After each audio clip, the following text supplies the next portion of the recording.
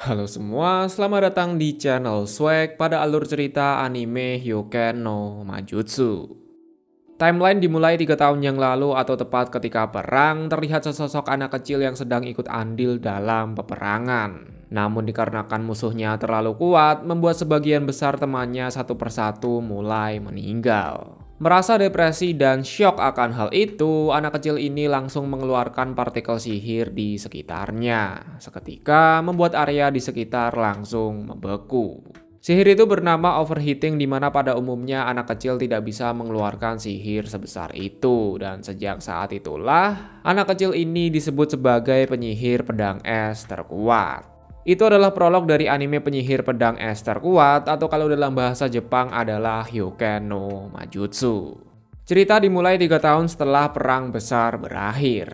White Ray selaku penyihir pedang es terkuat disuruh oleh gurunya untuk menikmati kehidupan di sekolahan. Karena tepat pada 3 tahun yang lalu, White Ray dan kelompoknya dipaksa untuk tempur, dan juga tempur. Namun dikarenakan Ray merupakan anak pungut dan bukan dari kaum bangsawan, membuat dirinya dipandang rendah oleh murid-murid di sana. Bahkan ketika diajak jabat tangan aja udah pada jijik. Tidak lama setelah itu muncul gerombolan bangsawan yang dipimpin oleh Albert, di mana mereka langsung merendahkan Ray di depan banyak murid. Albert sangat membenci akan ketidakmasukakalan kenapa orang biasa bisa masuk ke akademi sihir bangsawan. Apakah dikarenakan kekuatan orang dalam? Kemudian Ray pun menjawab bahwa dirinya hanya ingin mempelajari tentang apa yang diajarkan pada akademi. Merasa emosi akan hal itu, tanpa pikir panjang Albert langsung menyerang Ray, namun dengan mudah Ray mampu menghindarinya. Ketika suasana semakin ruyam, secara tiba-tiba terdapat seorang gadis berambut merah yang segera menghentikan mereka berdua. Wanita ini bernama Amelia Rose yang merupakan salah satu dari ketiga keluarga bangsawan tertinggi. Meski begitu, Amelia sama sekali tidak memandang rendah Ray, bahkan memperlakukannya seperti orang pada umumnya. Tentu melihat akan hal itu, Albert pun langsung segera pergi meninggalkan Ray. Pada upacara penyambutan di sini, kepala sekolah pun memberikan kata-kata sambutan, dilanjut dengan Amelia sebagai perwakilan dari para murid. Setelah upacara penyambutan selesai, Ray pun segera masuk ke dalam kelas. Sebagai murid pindahan, Ray pun memperkenalkan diri bahwa dirinya bukanlah kaum bangsawan, melainkan anak biasa yang berasal dari desa. Helena Grady selaku wali kelas pun bilang, tolong maklumi kelakuan murid di sini. Syap. Tidak disangka bahwa pada kelas tersebut terdapat Albert selaku orang yang banyak tingkah di pagi hari dan juga Amelia selaku orang yang menyelamatkan Ray. Melihat keakraban antara Ray dengan Amelia seketika membuat Albert langsung emosi. Sensitif amat jadi orang. Dikala pelajaran dimulai, bukannya memperhatikan Ray malah melihat jendela sembari membayangkan masa lalu. Masa lalu yang dimaksud yakni ketika dirinya masih berada pada medan perang. Dengan cepat karena tidak menyimak, Bu Helena pun langsung melemparkan kapur berwarna putih. Meskipun kapur itu berhasil ditangkap, namun Bu Helena langsung melanjutkan pelajarannya. Bu Helena pun bertanya kepada Amelia tentang peringkat dari para penyihir. Dan peringkat paling tinggi itu adalah Grand. Di era manapun hanya terdapat 7 penyihir Grand yang ada di dunia ini. Dan identitas dari ketujuh Grand saat ini juga masih samar-samar. Tapi meskipun begitu, setidaknya terdapat 3 Grand yang sudah dikenali oleh orang-orang. Seperti halnya kepala sekolah bernama Abby Garnet selaku penyihir api, Carol Caroline sebagai penyihir racun, dan seorang pahlawan yang dipuja akibat kontribusinya dalam perang 3 tahun yang lalu. Penyihir pedang es adalah sebutan untuk pahlawan itu. Namun setelah perang berakhir, keberadaan penyihir pedang es tidak diketahui berada di mana. Tapi setidaknya orang-orang jadi tahu bahwa terdapat 3 penyihir kelas Grand dan mungkin saja 4 biji sisanya juga berada pada akademi ini. Di pelajaran selanjutnya, Bu Helena menjelaskan tentang sihir. Kemudian ada salah satu murid yang bertanya apakah terdapat penyihir yang bisa menggunakan anti material. Hingga saat ini tidak ada penyihir yang bisa menggunakan kode anti material di mana bisa menghapus akan keberadaan sihir, setidaknya untuk saat ini. Pada percobaan pertama, salah satu murid yang berhasil menggunakan sihir yakni Amelia, sementara Ray malah mengeluarkan es batu yang gak jelas bentuknya apa. Tentu melihat orang yang gak layak seketika membuat Albert langsung emosi. Dikala gabut, Ray pun pergi ke perpustakaan dan tidak sengaja dirinya bertemu dengan seorang wanita yang menyinggung tentang kode anti material. Wanita ini bernama Elisa Griffith. Dikala berbincang-bincang, Elisa bercerita bahwa dirinya ingin menjadi peneliti sihir terhebat sama seperti yang dilakukan oleh penyihir bernama Ainsworth. Ainsworth, orang yang sangat aku hormati. Mendengar akan hal itu dari Ray seketika membuat Elisa berteriak dengan penuh semangat. Karena untuk usia remaja, tidak banyak orang yang suka bahkan mengenal Ainsworth. Di waktu yang sama karena penutup wajah terbuka, Ray pun melihat wajah asli dari Elisa. Ternyata alasan kenapa Elisa menutupi dirinya yakni dikarenakan malu akibat memiliki bentuk telinga yang sangat aneh jika dibandingkan dengan manusia pada umumnya maksudnya. Ibunya Elisa merupakan seorang elf dan ayahnya merupakan seorang manusia biasa. Itulah alasan kenapa Elisa terlahir sebagai half elf. Dengan cepat Ray pun bilang tidak perlu ditutupi karena Elisa itu sangat cantik dan juga menawan. Seketika membuat Elisa tersipu malu. Kelakuan MC. Dikala menuju ke asrama terdapat seorang gadis twintel yang menabrak Ray. Wanita ini bernama Clarice Clef. Seharusnya keluarga bangsawan Clef itu sangat terkenal. Namun, keluarga Clef? Benjir! Untuk membuat suasana Clarice kembali ceria, Ray pun berkata bahwa keluarga bangsawan kebanyakan ceweknya cantik semua. Seketika membuat Clarice ceria kembali. Anjas. Dikarenakan Clarice terdapat urusan penting, dirinya pun langsung segera pergi meninggalkan Ray. Sesampai di asrama, terdapat seorang lelaki yang sedang menunggu akan kedatangan Ray. Pria ini bernama Evie Armstrong. Tepat ketika mereka berjabat tangan, Evie langsung sadar bahwa Ray bukanlah sekedar pria biasa. Karena Ray adalah seorang maskulin sama seperti dirinya. Seperti biasa, setiap pagi Ray selalu melatih tubuhnya dengan cara lari pagi. Namun tidak sengaja ketika lari, karena hal yang dilakukan oleh Ray itu tidak sopan, dengan cepat dirinya pun langsung meminta maaf. Wanita ini bernama Rebecca Bradley selaku siswi dari kelas 3. Keluarga Bradley juga merupakan salah satu dari ketiga bangsawan teratas. Namun anehnya, meskipun Ray itu hanyalah orang biasa, Rebecca tetap menganggap Ray sama seperti murid lainnya. Bahkan Rebecca mengizinkannya untuk memanggil nama depannya yakni Rebecca. Setelah lari pagi, Ray pun datang ke tempat kepala sekolah yang bernama Abby. Tidak disangka bahwa Abby merupakan salah satu teman perjuangan ketika perang masih berlangsung. Bu Abby atau kepala sekolah pun memberitahu bahwa terdapat mata-mata dari kekaisaran pada sekolah ini. Kepala sekolah juga meminta Ray untuk mencari tahu siapa identitas dari mata-mata dan apa tujuannya datang kemari. Di hari selanjutnya sama seperti sekolah pada umumnya bahwa mereka mengadakan tes kekuatan. Dan sama seperti anime pada umumnya bahwa musuh yang dihadapi oleh Ray adalah Albert selaku orang yang pernah membulinya. Wow! Kok anjir? Segini doang. Anak Sama seperti yang diperintahkan oleh gurunya bahwa Ray harus menikmati kehidupannya di sekolah. Tanpa berlama-lama lagi, Ray langsung bergabung ke dalam klub penelitian lingkungan. Kegiatan mereka yakni meneliti alam di sekitar, termasuk berjelajah hutan, menyusuri gunung, masuk ke gua, dan menyusuri wilayah es. Klub penelitian lingkungan dipenuhi dengan pria maskulin, dan ketua klub juga menegaskan bahwa hanya orang terpilih yang bisa bergabung ke dalam klub penelitian. Tanpa basa-basi lagi, Ray langsung membuka bajunya dan memperlihatkan tubuh maskulinnya. Seketika membuat ketua klub langsung menerimanya. Ditambah lagi Ray memiliki kartu tingkat gold di mana di kalangan para pemburu, Ray ini sudah termasuk sepuh atau seorang veteran. Tidak berhenti sampai di situ saja, setelah diterima Ray juga ingin bergabung ke klub tanaman di mana Rebecca sebagai ketuanya. Pada saat perang, Ray melihat satu biji tanaman yang masih hidup meskipun tanah di sekitarnya itu sangatlah tandus. Maka dari itulah Ray sangat tertarik pada tanaman yang memiliki daya hidup kuat.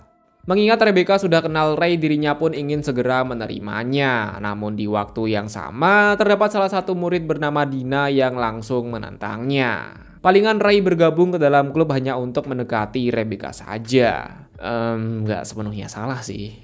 Untuk memastikan apakah Ray niat bergabung atau tidak, di sini Rebecca menugaskan Dina untuk menguji apakah Ray itu layak atau tidak. Dengan wajah penuh ambisi, Dina pun menerima akan tawaran itu. Tidak lama setelah itu, Dina mengajak Ray ke atap sekolah dan segera menyuruhnya untuk membersihkan semua rumput yang ada. Jikalau saja Ray mampu membersihkan rumput dalam waktu 1 minggu, maka Dina akan menganggap Ray lulus. Dan benar saja, di hari pertama Ray langsung mencabuti rumput satu persatu, sementara Dina terus mengawasi Ray dari kejauhan. Di hari kedua ditemani oleh Evie, Ray pun mulai mencangkul dan meratakan struktur tanah. Di hari ketiga, Ray mulai membuat pembatas sebagai tempat untuk menanam bunga. Berikan aku roh surya dan segelas kuku biru, maka atap sekolah akan kusulap menjadi tempat bercocok tanam. Ray-san. Mantap. Karena sebentar lagi terdapat Magic Cavalier atau turnamen pedang, di sini Rebecca pun menyuruh Ray untuk ikut serta. Di waktu yang sama, melihat tubuh Ray yang sangat begitu jantan membuat Rebecca pun ingin menyentuhnya. Silahkan. Keras dan besar. Di hari keempat, Ray pun telah berhasil menyelesaikan semuanya dan melihat usaha dan kerja kerasnya seketika membuat Dina langsung mengakuinya. Dikala pulang terlihat Clarice yang sedang duduk sendirian. Dikala Ray memanggilnya, tidak disangka membuat Clarice langsung menjadi panik. Pada umumnya wanita kaum bangsawan itu sangat suka dengan hewan lucu seperti kucing. Namun berbeda dengan yang lain bahwa Clarice sangat suka dengan serangga di mana itu tuh sangat menjijikan dari sudut bangsawan lu maksudnya. Untuk membuatnya senang, Ray pun bilang bahwa Clarice itu tidaklah aneh. Soalnya Ray juga suka dengan serangga, bahkan Ray juga senang ketika dirinya memiliki seorang teman yang kebetulan suka dengan serangga. Mendengar kata teman, seketika membuat Clarice menjadi bahagia. Di hari berikutnya, Helena Sensei mengumumkan bahwa pelajaran sekolah yakni melakukan praktek di hutan Kafka, dan para murid disuruh untuk membuat party yang berisikan 4 orang. Tentu karena Ray merupakan orang biasa dan bukan kaum bangsawan, hanya Evie saja yang mau satu party dengan si Ray ini. Namun di waktu yang sama, melihat Elisa yang sendirian, Ray pun juga langsung segera mengajaknya. Pada awalnya Elisa menolak karena ditakutkan dirinya nanti malah menjadi beban. Namun setelah dirayu oleh Ray, pada akhirnya Elisa pun mau menerimanya. Di sisi lain dikarenakan Amelia merupakan kaum bangsawan, banyak para murid yang ingin satu party dengan dirinya. Namun anehnya justru Amelia malah ingin bergabung satu party dengan si Ray ini. Lagi-lagi melihat Ray didekati oleh kaum bangsawan seketika membuat Albert emosi kembali. Kelakuan. Di hari selanjutnya Helena Sensei menjelaskan mengenai peraturan pada ujian praktek. Secara singkat mereka semua disuruh untuk mencapai area di tengah hutan. Di waktu yang sama di sepanjang perjalanan mereka harus menemukan cap atau stempel sebagai nilai dan syarat untuk lulus ujian. Namun perlu diingat bahwa pada hutan Kafka terdapat berbagai macam monster. Meskipun para monsternya itu tidak berbahaya, tapi kalau sampai lengah mereka semua bisa menerima luka yang cukup fatal. Begitu Helena Sensei memberikan tanda, ujian di hutan Kafka pun segera dimulai. Evie yang melihat ekspresi Ray seketika kaget karena dirinya sangat santai dan tidak takut akan keberadaan monster. Tek, di sepanjang perjalanan mereka sama sekali tidak menemukan satu biji monster pun. Namun semakin dalam menuju ke hutan, para monster pun mulai bermunculan. Untungnya saja ketika monster lebah muncul, Ray langsung segera mengamankan Elisa. Tidak ingin membuat temannya dalam bahaya, tanpa pikir panjang Ray pun langsung membunuh monster lebah.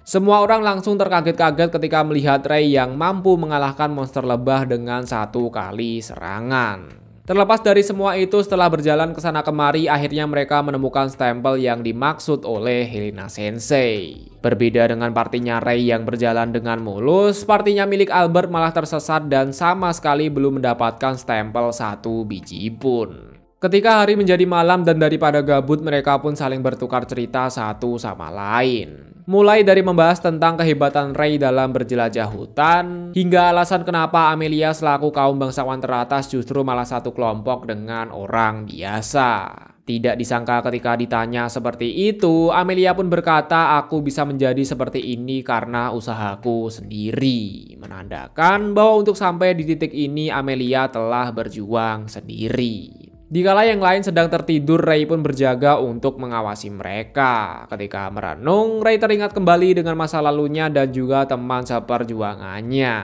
Ray pun berpikir apakah dirinya pantas untuk hidup dalam kedamaian, padahal sebagian temannya itu sudah pada meninggal. Gurunya juga bilang bahwa Ray tidak harus menyembunyikan tentang identitasnya. Ketika dirinya menemukan teman yang bisa dipercaya, maka Ray diperbolehkan untuk mengungkapkan tentang jati dirinya.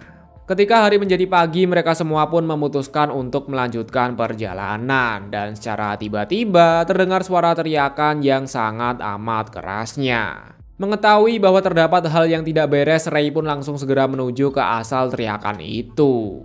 Dan benar saja, terlihat monster apalah namanya yang menyerang anggota party milik Albert. Akibat serangan dari monster ini juga membuat semua anggota partinya kecuali Albert terikat dengan benang hijau. Kenapa bisa gini, anjir? Tanpa berlama-lama lagi, Ray langsung segera baku hantam melawan monster itu. Di waktu yang sama, melihat Ray yang berhasil menghindari serangan monster seketika membuat Albert ketar-ketir kepanikan. Dan bermodalkan satu kali serangan, monster apalah itu namanya kini telah berhasil dikalahkan.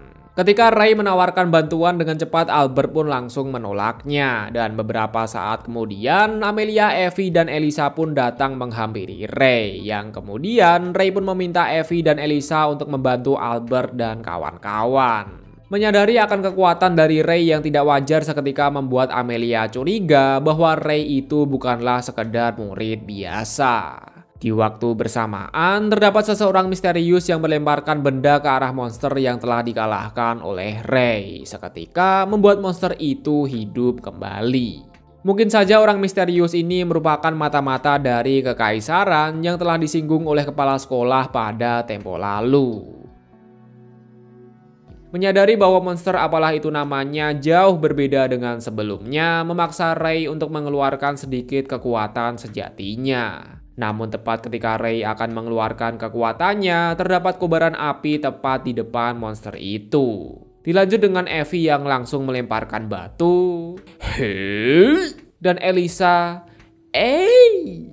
diakhiri dengan Ray yang lagi-lagi membelah monster itu dengan satu kali serangan. Namun kali ini Ray mampu mengalahkan monster apalah itu namanya berkat bantuan dari teman-temannya. GGWP, nice teamwork. Emosi nih ceritanya. Di waktu bersamaan tidak disangka bahwa Clarice juga melihat akan hal itu. Seketika membuat Clarice terpesona karena Ray itu aslinya ternyata overpower. Setelah berhasil mengalahkan monster, mereka pun mendapatkan stempel di spot terdekat. Dengan begini, ujian praktek di hutan Kafka telah berhasil diselesaikan. Pihak sekolah langsung mengumumkan bahwa juara pertama pada ujian kali ini yakni adalah timnya Ray. Tentu melihat akan hal itu, semua kaum bangsawan langsung iri dan dengki kepada Ray. Kenapa rakyat jelata bisa juara pertama? Palingan juga digendong sama Amelia. Anak bab. Namun dari banyaknya orang yang menghujat, terdapat satu bangsawan yang ikut senang atas kemenangan dari timnya Ray. Wanita ini bernama Clarice Clef. Dengan spontan Amelia pun bilang karena itulah dirinya tidak suka dengan kaum bangsawan, di mana mereka masih memandang gelar dan tidak membuka mata akan kenyataan. Anjas. Di sisi lain atau di sebuah pedesaan terdapat wanita berambut kuning yang menunggu akan kedatangan dari Ray. Wanita ini sangat kesal karena sudah 2 bulan berlalu tapi Ray sama sekali tidak kunjung untuk menemuinya. Apakah jangan-jangan Ray sibuk ngeharem di akademi? Namun tepat ketika wanita ini berkata seperti itu, secara tiba-tiba Ray pun datang untuk menemuinya. Seketika membuat wanita ini langsung menata rambutnya atau merapikan rambutnya. Wanita ini bernama Lydia selaku gurunya Ray dulu, ya hingga saat ini juga masih menjadi gurunya sih. Lydia menjelaskan bahwa proses penyembuhan tubuh milik Ray setidaknya membutuhkan waktu 5 tahun. Lah emangnya Ray sakit apaan nih? Dikarenakan beberapa tahun yang lalu Ray mengeluarkan sihir skala besar bernama overheating, sihir itu juga berdampak pada tubuhnya dan mengakibatkan Ray saat ini tidak bisa mengeluarkan kekuatan sejatinya. Dan kalaupun itu bisa, palingan cuman dalam skala kecil aja. Namun kemungkinan besar bahwa Rey akan sembuh dalam waktu kurang dari 5 tahun. Karena ya bagaimanapun, Rey telah mewarisi pedang es milik Lydia. Terlepas dari semua itu, saat ini beredar rumor bahwa terdapat peneliti gila yang ingin meneliti tubuh dari para penyihir. Pada dasarnya peneliti sihir itu adalah meneliti segala sesuatu tentang sihir atau sebuah kode. Berbeda dengan Lydia yang meneliti engram atau bagian otak yang mengingat kode dan melahirkan sebuah sihir. Nah, karena Lydia merupakan peneliti sihir terhebat, maka terdapat peneliti gila yang juga ingin meneliti engram sama seperti Lydia. Namun daripada membaca dan meneliti otak menggunakan kekuatan sihir, peneliti gila ini langsung membongkar otak dari para penyihir untuk diteliti. Lebih parahnya lagi, para peneliti gila ini juga mengajak Lydia untuk melakukan penelitian. Tentu karena metode yang digunakan itu tidak manusiawi, Lydia juga langsung menolak akan tawaran itu. Yang jadi pertanyaan, siapa Lydia ini? Beliau adalah peneliti sihir terhebat yang memiliki nama pena sebagai Ainsworth. Yup, Ainsworth selaku orang yang dikagumi oleh Elisa. Selain menjadi peneliti sihir terhebat dahulu kala, Lydia juga memegang gelar sebagai penyihir pedang es terkuat. Yang saat ini gelar tersebut telah diwariskan kepada muridnya yang bernama Rey. Setelah membahas hal yang agak berat, mereka pun memutuskan untuk pergi jalan-jalan. Melihat senyum milik Rey yang sudah tidak kaku lagi, membuat Lydia berspekulasi bahwa semua itu disebabkan oleh teman-temannya. Untuk mengucapkan terima kasih, Lydia juga meminta Rey untuk dipertemukan kepada teman-temannya pada suatu hari nanti. Tentu, Elisa juga akan sangat bahagia jikalau bisa bertemu dengan Ainsworth selaku orang yang ia kagumi selama ini. Menyinggung mengenai turnamen pedang, Lydia juga menyuruh Rey untuk ikut serta pada kompetisi itu. Namun kali ini, Rey hanya ingin bekerja di balik layar saja. Terlebih lagi jikalau ikut, kekuatan Rey saat ini juga sangat terbatas, jadi nggak bisa bantai-bantai sama show off dong. Sebagai salam perpisahan, Lydia mengeluarkan buku dari dalam bubanya. Pada hari libur seperti biasa, Rey selalu melatih tubuhnya dengan cara lari pagi. Tidak disangka ketika lari, dirinya berpapasan dengan Elisa selaku gadis setengah elf. Pandangan Elisa terpesona ketika melihat Rey yang sedang lari pagi. Menyadari bahwa terdapat Elisa, Rey pun bertanya Elisa mau pergi kemana. Elisa pun menjawab bahwa dirinya ingin pergi ke perpustakaan dan juga mampir ke toko buku terdekat. Seperti tujuan awal yakni maksudnya menikmati kehidupan di sekolah, di sini Rey pun bertanya kepada Elisa apakah dirinya itu boleh ikut atau tidak. Tidak disangka ketika Rey pulang mengganti baju, Elisa pun juga ikut mengganti baju. Gantinya di asrama masing-masing loh ya. Menyadari pakaian yang berbeda dari sebelumnya, dengan cepat Rey langsung memberikan pujian bahwa baju yang digunakan oleh Elisa itu terlihat sangat feminim. Model rambutnya yang diikat juga mampu menampilkan semua pesona yang dimiliki oleh Elisa. Menerima berbagai pujian dari Rey seketika membuat Elisa langsung tersipu malu. Anjas. Tek, sesampai di perpustakaan, Elisa langsung mengambil dan membaca buku karya milik Ainsworth. Karena seperti yang dijelaskan pada episode pertama, bahwa Elisa ingin menjadi peneliti sihir hebat sama seperti Ainsworth. Di sisi lain, bukannya membaca buku sihir atau pelajaran, di sini Rey malah membaca buku atau lebih tepatnya sebuah novel yang berisi tentang percintaan. Rey menjelaskan bahwa dirinya sangat ingin memahami lebih dalam mengenai perasaan manusia, karena selama ini dirinya belum sepenuhnya memahami tentang hati seorang manusia. Ketika selesai membaca buku, mereka berdua memutuskan untuk pulang bersamaan. Dari kejauhan terlihat Clarice yang sedang memantau Rey dan juga Elisa. Sebenarnya Clarice ini ingin menyapa Rey, namun dikarenakan Rey sepertinya sedang kencan dengan wanita, membuat Clarice langsung mengurungkan akan niatnya. Namun Rey yang menyadari akan hal itu langsung segera menghampiri Clarice serta mengajaknya untuk mabar atau makan bersama. Di sini Rey pun mulai memperkenalkan mereka satu sama lain. Yang pertama malaikat manis bernama Elisa nih. Dia memiliki hati yang sangat indah dan juga sangat ahli dalam mengamati perasaan orang lain. Dilanjut dengan Clarice yang merupakan cewek tsundere di mana memiliki sisi cantik dan juga sisi manis. Dengan perkenalan yang seperti itu, seketika membuat keduanya langsung tersipu malu. Setelah selesai mabar, mereka pun memutuskan untuk pergi ke asrama masing-masing. Lagi-lagi tidak sengaja atau emang the power of MC, Ray langsung bertemu dengan Amelia yang ingin melakukan pertemuan antar bangsawan dalam rangka membahas kompetisi ksatria pedang sihir. Sebenarnya Amelia sangat membenci akan acara ini, karena pertemuan para bangsawan itu cuman basa-basi, saling menyapa, dimana itu tuh hanya buang-buang waktu saja. Sama seperti kelakuannya bahwa Ray juga langsung memuji akan pakaian milik Amelia. Untuk menyembunyikan rasa malunya, Amelia pun bertanya hari ini Ray dari mana atau mau pergi kemana. Dan dengan sifat jujurnya, Ray langsung menceritakan tentang semua kejadian hari ini. Mulai dari membaca buku di perpustakaan bersama Elisa dan juga mabar bersama Clarice dan juga Elisa tentunya. Anehnya setelah mendengarkan hal itu, seketika membuat Amelia langsung menjadi emosi. Dan dengan cepat, Amelia juga meminta Ray untuk menemaninya pergi ke toko pakaian. Di sini Amelia mencoba berbagai macam pakaian dan tentunya Ray juga memberikan kesan akan pakaian yang dipakai oleh Amelia. Melihat sikap Ray yang terlihat biasa-biasa saja, membuat Amelia berspekulasi bahwa Ray merupakan seorang playboy atau bahkan udah jadi fuck. Untuk menyangkal akan pernyataan itu, Ray pun bilang bahwa dirinya itu dibesarkan pada lingkungan yang dipenuhi dengan para wanita. Waduh.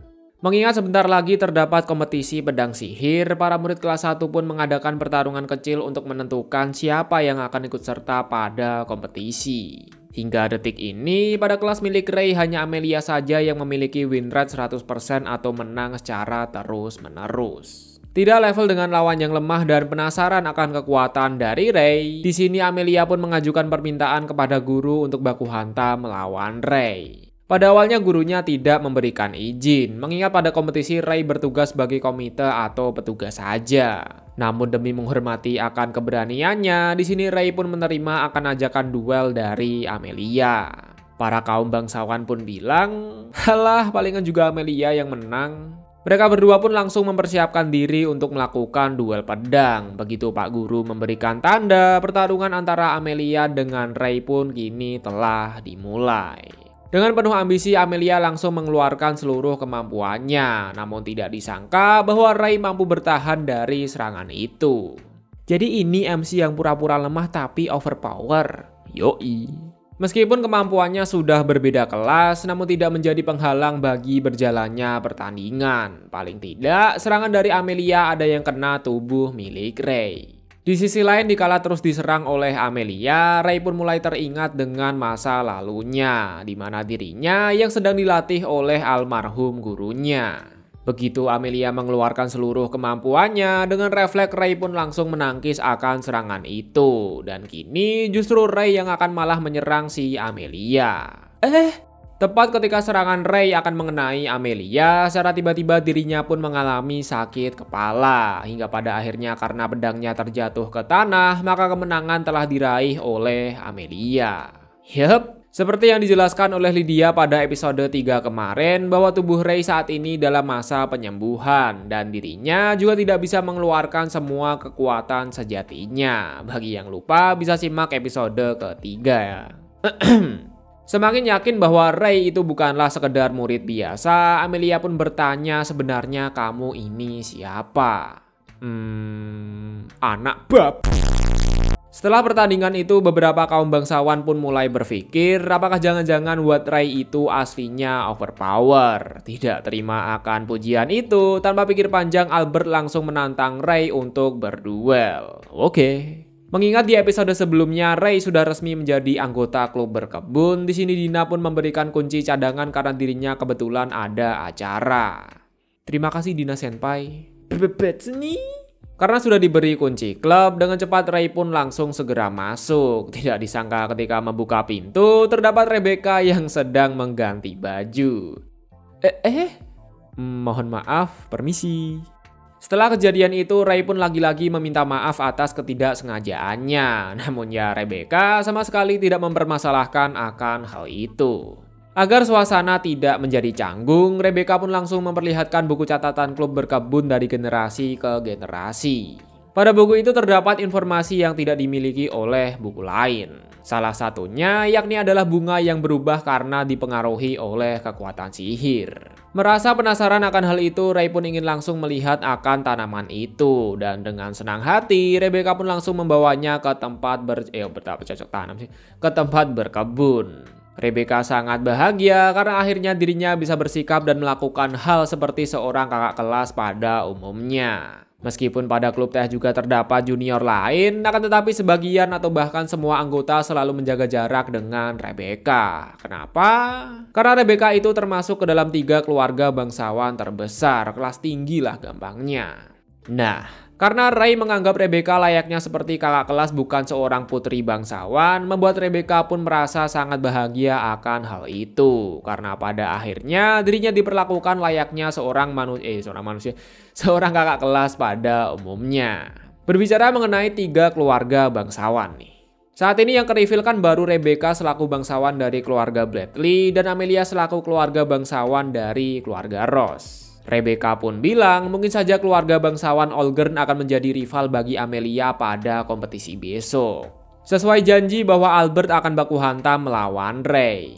Clarice pun sadar bahwa di sekitar area terdapat penghalang sihir yang berfungsi untuk mencegah gangguan dari luar. Apapun itu, Ray pun langsung bertanya tentang bagaimana peraturannya. Albert pun bilang bahwa duel kali ini akan menggunakan pedang asli dan penggunaan sihir juga diperbolehkan. Tentu Albert sangat percaya diri karena telah dipinjami kekuatan oleh seseorang misterius. Berbicara mengenai hal itu, terdapat seseorang misterius yang ikut memantau akan pertandingan dari mereka.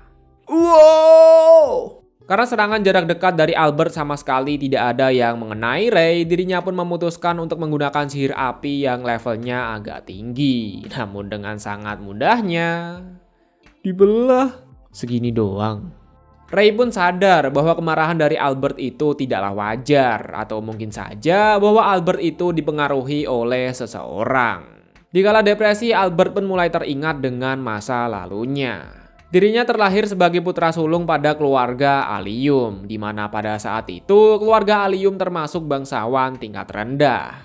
Albert yang melihat ayahnya yang kesulitan dan diperlakukan tidak wajar berambisi untuk meningkatkan derajat dari keluarganya. Cara itu yakni menjadi seorang penyihir terkuat. Tapi sayang bahwa Albert bukanlah seorang MC.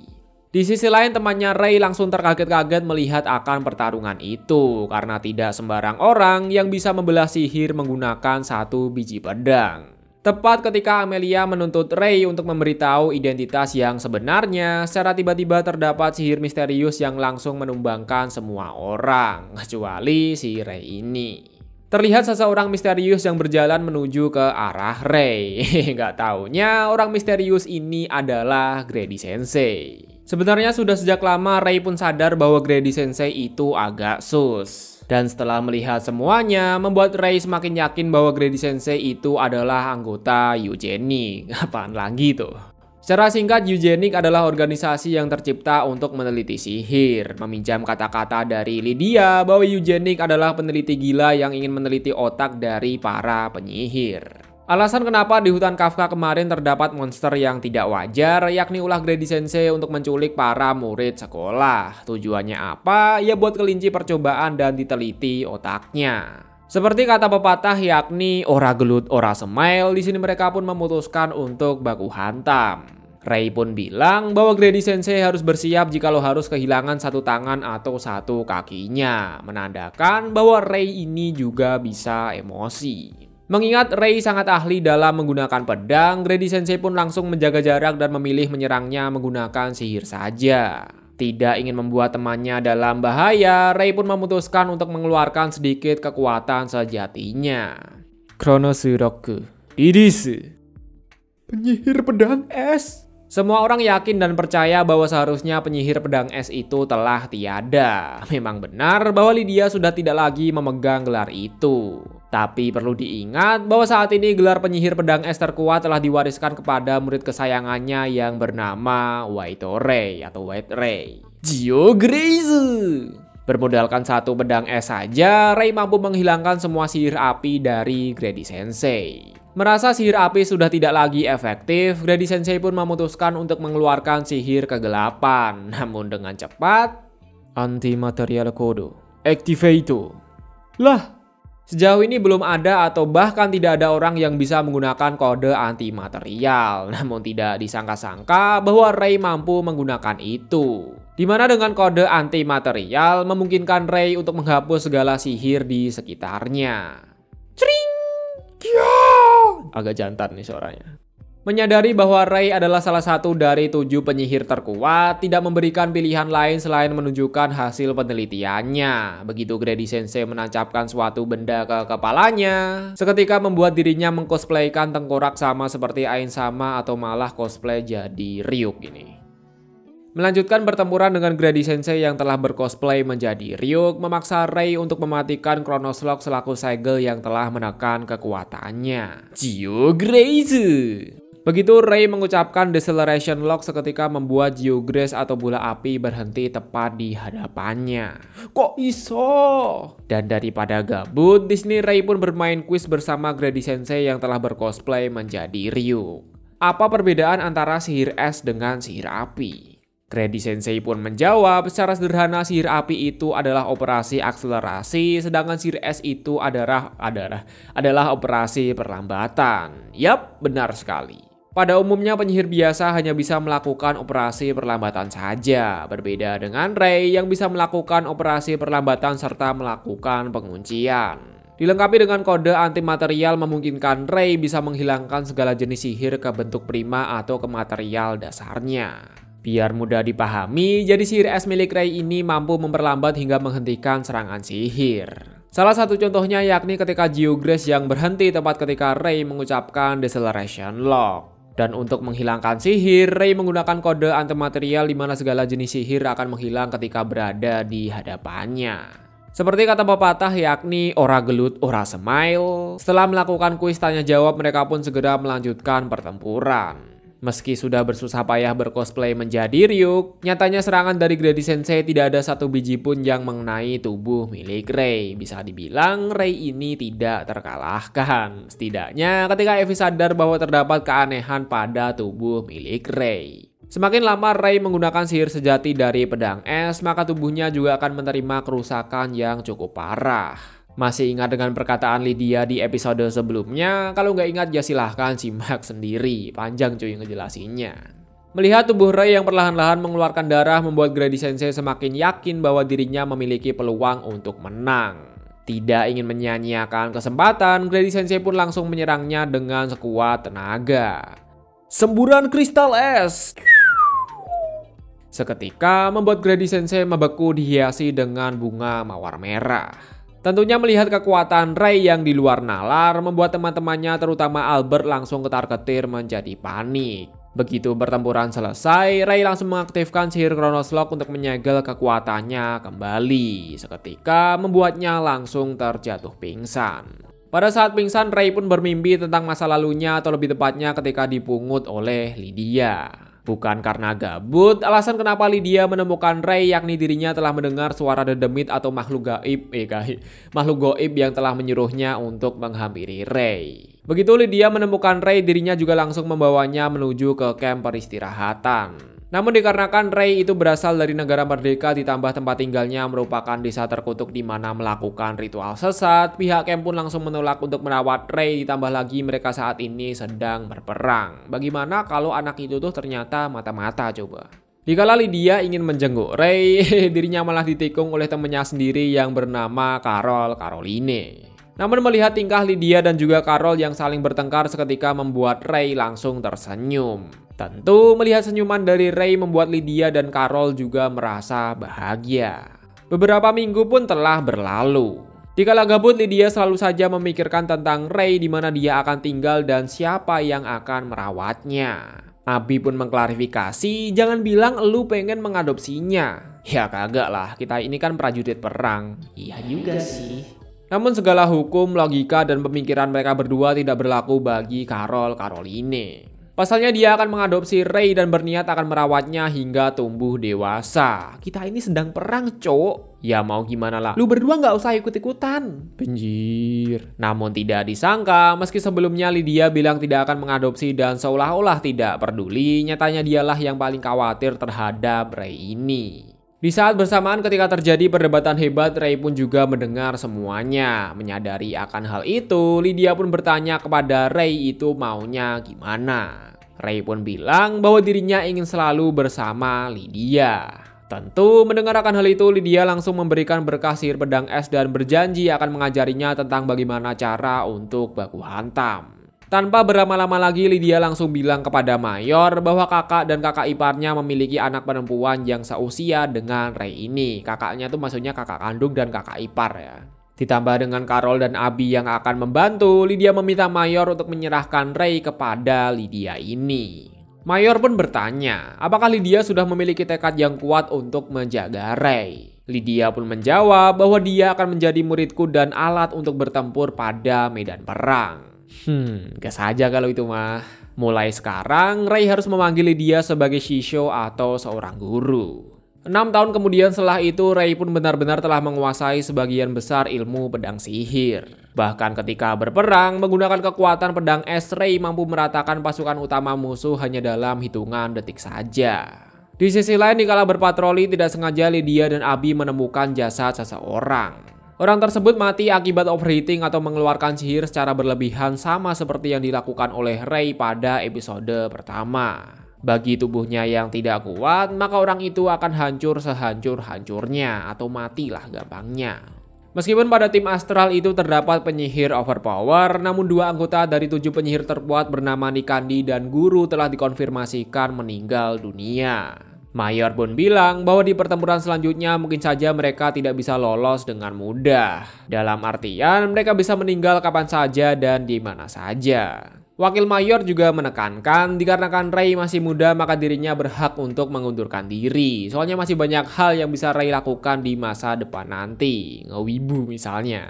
Ditambah lagi salah satu gurunya juga bilang bahwa dirinya memiliki putra yang seusia dengan Rey. Barangkali besok bisa jadi teman.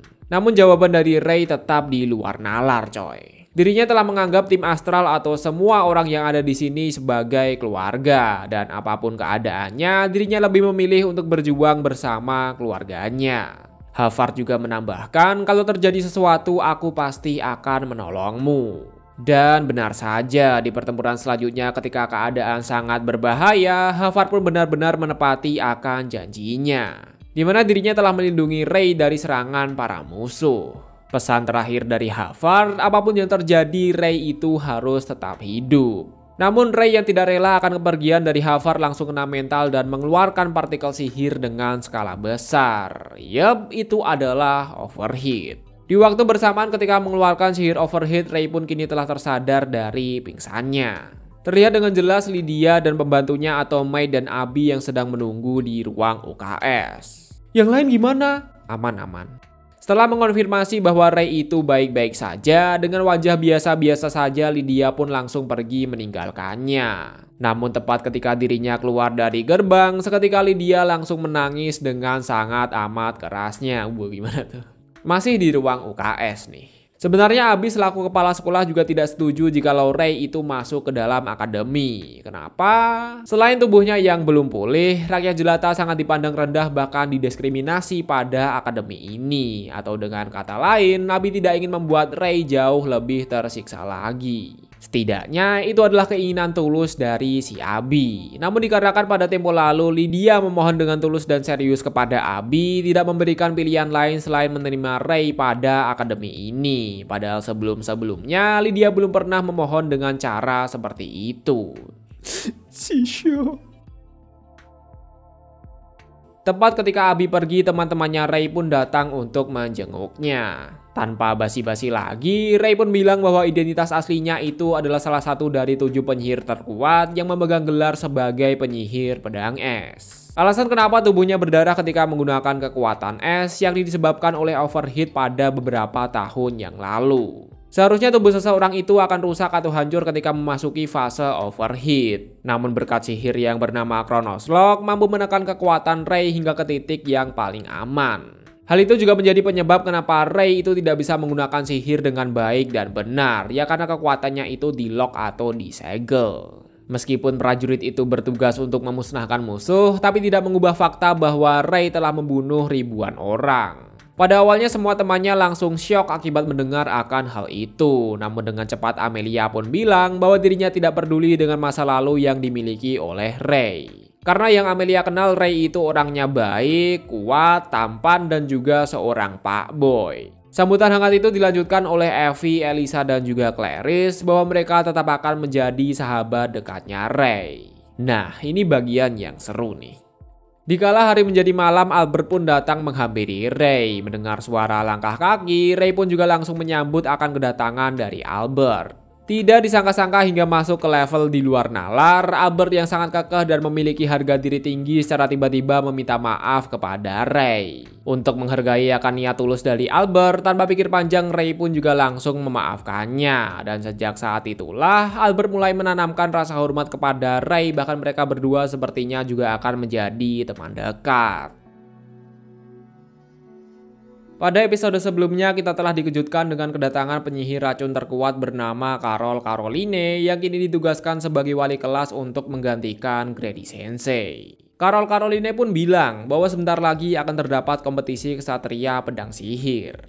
Jadi pada turnamennya itu akan terdapat 3 akademi yang akan ikut serta. Akademinya Rey saat ini, Akademi Diom di mana sangat ahli dalam baku hantam, dan Akademi Macross yang sangat ahli dalam penggunaan sihir. Dikarenakan tahun lalu Rebecca menjadi pemenang, maka untuk turnamen kali ini akademinya Rey diberikan 6 slot peserta untuk bertanding. Bagi murid yang menjadi komite bertugas untuk membantu para peserta, jadi mohon bantuannya. Stres. Begitu kelas selesai, Rey pun langsung menemui Abi selaku kepala sekolah. Rey pun memohon kepada Abi untuk segera mengeluarkan Carol Caroline. Kenapa? Karena Carol orangnya sangat sayang kepada Rey, jadi dirinya agak berlebihan jika berurusan dengan Rey ini. Begitu Rey memohon seperti itu, Om, udah om. Dikala gabut ditemani oleh Clarice, Rey pun melihat seleksi peserta pada turnamen pedang. Clarice pun bertanya siapa yang akan menang di antara peserta itu.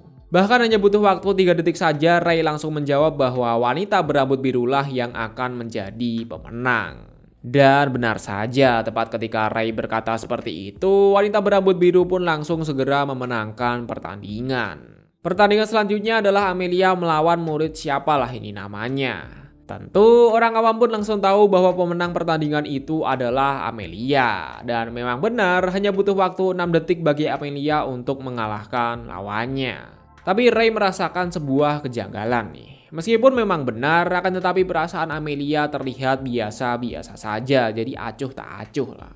Dan benar saja, dikala Amelia menjauhi area pertandingan, dirinya selalu dihantui oleh harapan dari orang-orang di sekitarnya termasuk ayahnya sendiri. Bahwa sebagai salah satu dari ketiga keluarga bangsawan terbesar, Amelia wajib membawakan sebuah kemenangan. Terlebih lagi pada pertandingan besok terdapat siswi dari Akademi Diom bernama Ariane selaku petarung brutal sekaligus merupakan teman masa kecil bagi Amelia. Dikala minum teh bersama Dina dan juga Rebecca, mereka juga membahas mengenai murid bernama Ariana Ogren. Dina pun bilang bahwa dirinya sangat kagum melihat teknik pedang yang digunakan oleh Ariane, bagai burung ningrat yang terbang di luar angkasa. Wah, gimana tuh? Masih sama seperti sebelumnya, meskipun bisa mengalahkan lawan kurang dari 10 detik, Amelia sama sekali tidak merasakan senang dan malah merasa bimbang. Dengan begini, karena terus mendapatkan win streak, maka Amelia akan menjadi peserta turnamen pedang urutan pertama bagi kelas 1. Di sisi lain, tidak disangka bahwa Albert juga menempati posisi kedua setelah Amelia. BTW di sini Albert udah potong rambut ya, udah nggak jamet lagi. Dikala menuju ke asrama, Amelia langsung dihadang oleh Rey. Bukan untuk menyatakan perasaan cinta, namun Rey menawari Amelia tentang tutorial bagaimana cara untuk menjadi kuat tanpa rod. Dan semua hal yang dibutuhkan oleh Amelia terdapat pada buku ilahi pemberian mantan penyihir pedang es terkuat bernama Lydia Ainsworth ya, koreksi. Gas. Dikala tidur, Amelia pun bermimpi mengenai masa lalunya bersama Ariana. Di mana ketika terdapat acara pertemuan bangsawan, Amelia hanya berdiri di pojokan sembari menunggu ayahnya datang. Tidak disangka terdapat gadis berambut perak yang datang menghampiri Amelia. Yap, gadis ini bernama Ariana Ogren. Tanpa basi-basi lagi, Ariana pun langsung mengajak Amelia untuk pergi bermain. Dan dengan senang hati, Amelia pun juga menerima akan tawaran itu. Tek, semenjak pertemuan itu, Ariana dan Amelia selalu bermain setiap harinya. Jikalau saja Amelia tidak bertemu dengan Ariana, mungkin saja saat ini Amelia jadi wibu nolep yang suka mengurung diri di dalam rumah. Kita akan menjadi teman untuk selamanya. Selamanya sahabat. Namun selang beberapa saat kemudian terdapat kompetisi pedang di mana Amelia dan Ariana itu menjadi lawan. Pertandingan itu dapat dimenangkan oleh Ariana dengan sangat mudahnya. Namun begitu Ariana memberikan bantuan berupa tangan, Amelia langsung segera mengabaikannya. Sebenarnya Ariana masih sama seperti dulu, yakni sayang kepada sahabatnya. Hanya saja akibat kalah melawan Ariana membuat Amelia terpukul dan merasa iri terhadap sahabatnya sendiri. Semenjak pertarungan itulah membuat persahabatan antara Amelia dan Ariana mulai merenggang. Bahkan hingga saat ini mereka tuh udah jarang bertemu. Tapi ya masa lalu biarlah berlalu lah. Dikala hari menjadi pagi dan sesuai janji bahwa Ray akan melatih Amelia berdasarkan apa saja yang tertulis pada buku ilahi. Wush, yo, namaku adalah Master Ray. Di hari pertama sebagai latihan ringan, Ray memberikan instruksi untuk berlari dengan jarak 20 km tanpa bantuan sihir. Jadi bener-bener ngandelin fisik lah. Jawabannya, yes sir. Di hari kedua hingga seterusnya, Ray juga melatih Amelia secara membabi brutal. Rebahan bentar. Tong. Waktunya latihan woi. Dikarenakan Ray masuk ke area asrama wanita, Rebecca dan Dina pun langsung datang untuk menegur Ray. Apakah jangan-jangan Ray datang untuk melakukan hal yang tidak-tidak? Untuk mengatasi akan hal itu, Ray pun langsung bilang bahwa piyama yang mereka gunakan itu terlihat sangatlah cantik. Mulai deh kelakuan. Di waktu yang sama, Amelia memanfaatkan kesempatan ini untuk kabur dari Ray. Dikala mencari bukannya bertemu dengan Amelia, Ray malah bertemu dengan si Albert. Secara singkat, Albert pun bertanya tentang bagaimana cara untuk menjadi overpower meskipun berperan sebagai karakter sampingan. Ray pun bilang bahwa Albert tidak perlu merasa khawatir karena tanpa dirinya sadari bahwa Albert kini juga bertambah semakin kuat. Melanjutkan pencariannya terhadap Amelia nih. Daripada buang-buang waktu lari ke sana kemari, Ray pun langsung mengaktifkan sihir untuk melacak Amelia. Kamu tidak bisa lari dari kejaranku. Pelatihan keras sebagai nafas kuda dari Ray kini telah dimulai kembali. Di sisi lain, untuk menyemangati Amelia pada turnamen sihir besok, Ray pun meminta bantuan kepada semua anggota klub penelitian sebagai pandu sorak. Karena untuk memberikan dukungan yang kuat itu dibutuhkan tubuh kekar agar dukungannya tercipta itu juga sangatlah kuat. Yes.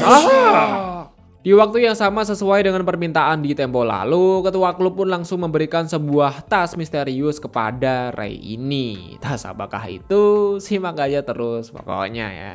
Begitu hari berganti, dikala bangun tidur, Evie melihat seorang wanita yang baru saja menutup pintu kamarnya. Wanita itu juga menyapa Amelia dengan bilang bahwa Amelia kini telah berusaha dengan semaksimal mungkin. Ketika melewati klub teh, wanita ini juga menyapa dan memanggil Rebecca dan Dina dengan sebutan senpai. Stop dulu sampai di sini, dan bagi kalian yang menemukan celah pada gambar ini, berarti mata kalian lumayan bagus atau bahkan udah ke level mata iblis tirani. Gimana? Udah nemu? Oke, kita lanjut ceritanya ya. Melihat seragam yang mirip, Dina mengira bahwa wanita itu berasal dari Akademi Diom. Namun Rebecca langsung tahu bahwa wanita itu adalah Ray yang sedang menyamar untuk masuk ke dalam Akademi Diom. Menggunakan sekotak kardus, Ray pun benar-benar berhasil menyusup ke dalam Akademi Diom. Di waktu yang sama terlihat anak kecil yang sedang menangis akibat mencari kakaknya.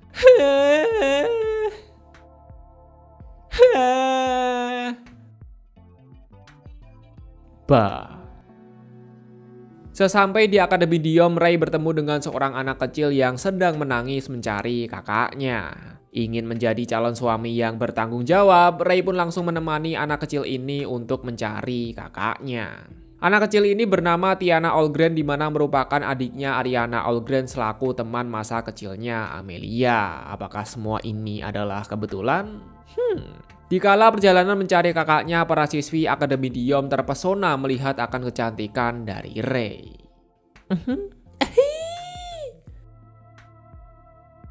Ah, Itone-san. Sebagai ucapan terima kasih, Ariana pun mengajak Ray untuk minum teh bersama. Ray memperkenalkan diri sebagai Lily White, tapi biar mudah kita panggil saja sebagai Ray. Tidak disangka bahwa Ariana langsung tahu bahwa Ray bukanlah merupakan siswi dari Akademi Diom. Daripada terus bersandiwara, Ariana menyuruh Ray untuk mengungkapkan akan identitas aslinya. Tidak ada pilihan lain, Ray pun juga langsung memperkenalkan akan dirinya. Namaku adalah White Ray. Hah? Meskipun tahu bahwa Ray sedang menyamar, tapi Ariana tidak menyangka kalau Ray itu ternyata seorang pria. Ariana sangat terkaget-kaget ketika mengetahui bahwa Ray ternyata seorang pria. Padahal tubuhnya saat ini tuh sangat mirip atau bahkan sama seperti wanita pada umumnya.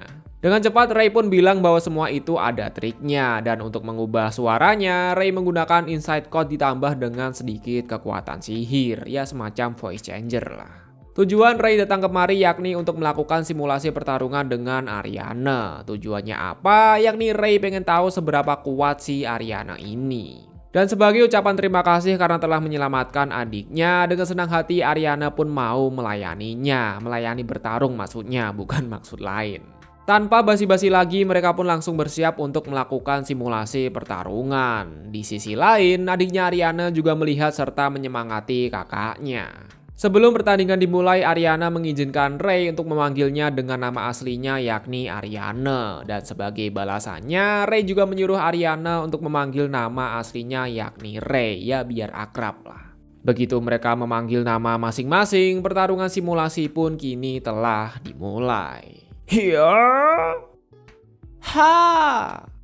Pertandingan simulasi pedang berakhir dengan kemenangan dari Ariana. Dikala Tiana atau adiknya Ariana pulang, Ray pun bilang bahwa Tiana merupakan anak yang sangat penurut. Di masa depan nanti, pasti Tiana akan tumbuh sebagai gadis manis dan cantik sama seperti kakaknya yakni Ariana. Mulai lagi deh kelakuannya. Ariana pun bertanya, apakah Ray mengikuti turnamen pedang sihir. Untuk beberapa alasan Ray tidak ikut karena telah bergabung ke dalam komite atau panitia. Terlebih lagi Ray saat ini sedang sibuk melatih temannya. Temanmu? Amelia. Mendengar nama Amelia, Ariana pun langsung kaget sekaligus senang melihat Amelia memiliki teman selain dirinya. Ray menegaskan bahwa di turnamen pedang nanti Amelia akan jauh berbeda dengan sebelumnya. Ketika hari menjadi sore dikala pulang, melihat akan wajah dari Ray seketika membuat gadis ini terpesona akan kecantikannya. Udah bakat jadi fanboy anjir. Gadis ini bernama Maria Bradley yang tak lain dan tak bukan selaku adiknya Rebecca Bradley atau Rebecca Senpai. Sebelumnya Maria sangat bimbang mau masuk ke dalam akademi yang sama dengan kakaknya atau tidak. Mengingat kakaknya merupakan ksatria pedang sihir yang bisa dibilang sangat overpower. Gimana kalau pas nanti masuk Maria dibanding-bandingin coba. Wong kong ini kok dibanding-banding ke. Namun setelah pertemuannya dengan Ray membuat Maria yakin bahwa dirinya akan mendaftar pada akademi ini. Bahkan Maria juga meminta Ray untuk menunggunya hingga tahun depan. Dan gimana jadinya kalau Mariana sampai tahu kalau Ray itu adalah seorang pria? Sepertinya kau berlatih dengan serius. Iya, sir. Melihat seorang wanita cantik namun memiliki suara jantan sama seperti Ray seketika membuat mereka bertiga syok akibat terkejut. Sesuai permintaan Lydia di tempo lalu bahwa dirinya ingin bertemu dengan semua temannya Ray. Karena mereka semua akan berkunjung ke tempat Lydia Ainsworth selaku mantan 7 penyihir terkuat, tentunya rasa panik, cemas, gelisah menyelimuti hati mereka semua, ya kecuali si Evie Armstrong. Tek, sesampai di sana mereka semua pun langsung memperkenalkan diri kepada Lydia. Besar juga. Hanya sekali melihat saja, Lydia langsung sadar bahwa Evie memiliki otot yang begitu besar, bukan yang lain. Yang ini besar juga. Tidak ingin menyia-nyiakan kesempatan, dengan cepat Elisa pun langsung meminta tanda tangan dari Ainsworth selaku penyihir yang sangat ia kagumi. Ketika Clarice memperkenalkan diri, Lydia juga langsung memberi saran, meskipun seorang wanita namun dirinya sudah mencapai tier pemburu platina. Kebetulan Clarice ini memiliki cita-cita sebagai pemburu. Jadi intinya apa Bang Messi? Ya meskipun seorang wanita tapi tidak menutup kemungkinan bakal jadi pemburu terkuat, ya sama seperti Lydia. Dikala Amelia menyapa, Lydia langsung mengajaknya menuju ke kamar. Lydia pun bilang bahwa akhir-akhir ini sepertinya kamu sedang gelisah. Lydia bisa tahu akan kegelisahan itu akibat menerima kiriman surat dari Ray. Pada surat itu Ray juga berkonsultasi kepada Lydia tentang bagaimana cara untuk mengatasi masalah milik Amelia. Soalnya selama hidupnya Ray itu nggak paham akan perasaan manusia. Tapi pada intinya Lydia memberi saran agar tidak ragu dan segera mengatasi kecemasan dalam hatinya. Dikala pulang Lydia juga memberitahu kepada Ray, lakukanlah sebisamu dan sesuka hatimu. Dimengerti, Shisho? Buat yang nanya kenapa pipinya Ray bisa jadi merah nih. Jadi ceritanya tadi tuh mereka pergi ke sungai untuk main air kan. Kebetulan Caroline sama Abi tuh juga join. Nah, akibat Caroline mabuk, dirinya menggunakan sihir yang mampu melepas semua atribut yang ada. Untuk kelanjutannya kalian tahu sendirilah gimana. Beberapa hari sebelum turnamen dimulai, Ray pun melatih Amelia untuk yang terakhir kalinya. Sebagai syarat untuk lulus pelatihan, Amelia harus berhasil menebas mawar milik Ray ini. Hingga tak terasa, turnamen pedang sihir pun kini telah dimulai. Sama seperti biasa sebagai salah satu dari 7 penyihir terkuat, Abi Sensei memberikan sepatah atau 2 patah kata sebagai acara pembukaan. Terlihat para peserta dan para pendukung yang sedang berada di area Kolosium, seperti Albert, Rebecca, Ariane, dan juga Amelia. Setelah acara pembuka selesai, tidak sengaja Amelia pun bertemu dengan Ariane. Sama seperti sebelumnya, Amelia selalu memasang wajah serius ketika berhadapan dengan Ariane. Meski begitu, Ariane selalu berbicara dengan santai dan ingin lebih dekat dengan Amelia sama seperti dahulu kala. Tek. Secara singkat pertandingan kini sudah masuk ke dalam babak semifinal. Pada pertandingan semifinal yakni Amelia melawan siapa nih beliau ini?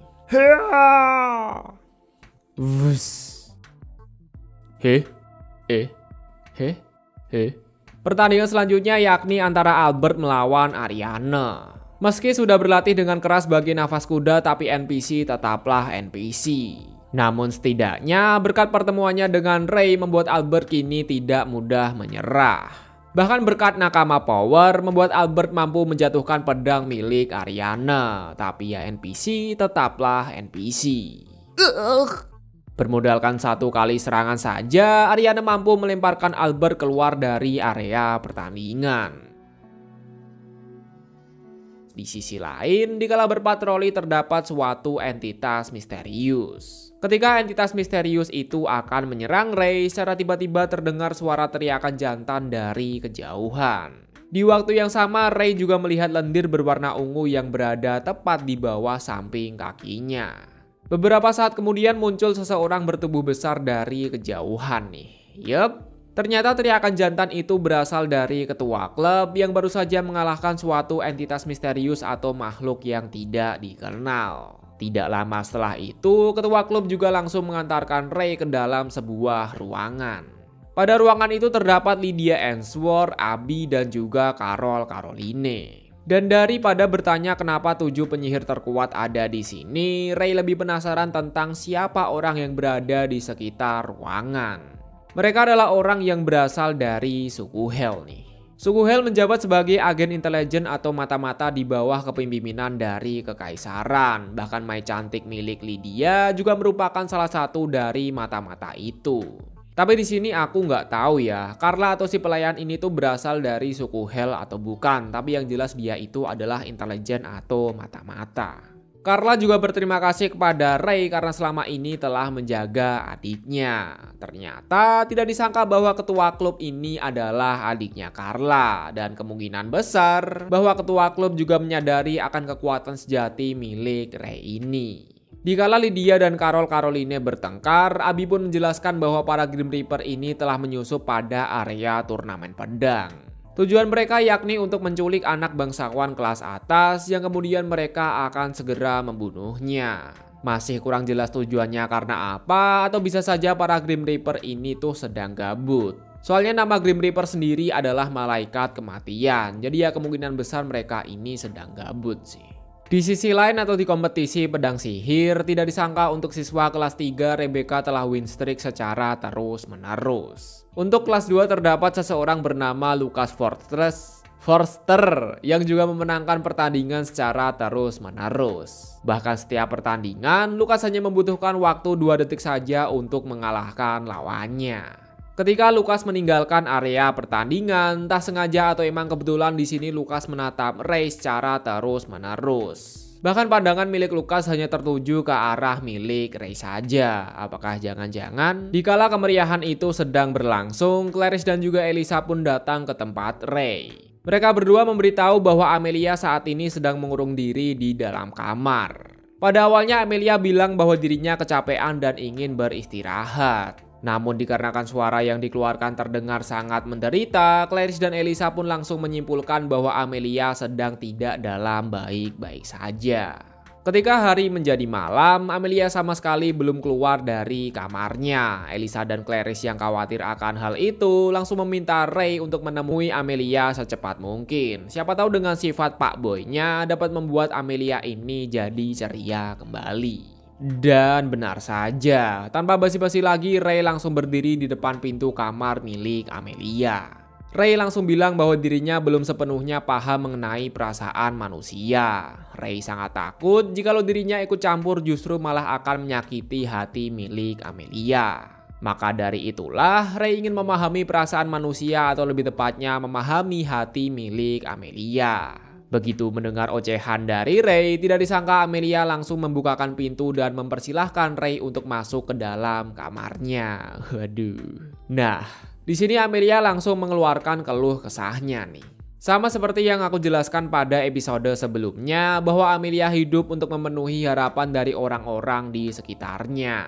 Di mana harapan itu yakni Amelia harus tumbuh kuat, terlihat sempurna, dan yang paling penting bisa mengalahkan si Ariana Ogren. Ya meskipun masa lalu dari Amelia tidak sekelam dengan masa lalu milik Ray, tapi Ray langsung bilang bahwa penderitaan itu tidak perlu untuk diadu nasibnya. Apalagi kalau sampai keluar kata-kata, kamu mah mending kayak gitu, lah aku, tai.